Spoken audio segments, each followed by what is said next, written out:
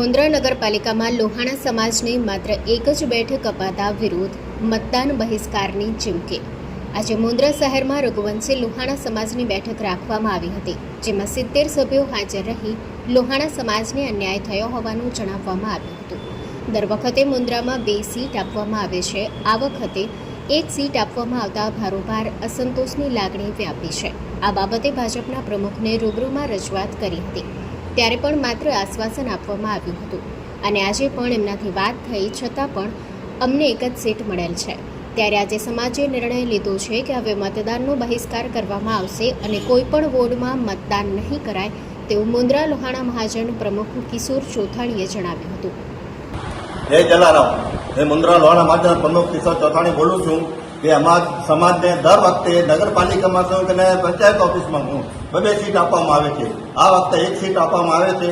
તો અમારો સમાજ પરિવાર આ વખતે વિરોધ કરે છે કે જ્યાં સુધી અમને પૂરો સપનો નહીં મળે ત્યાં સુધી અમારા સમાજ કોઈ પણ વોટિંગમાં નહીં કરે।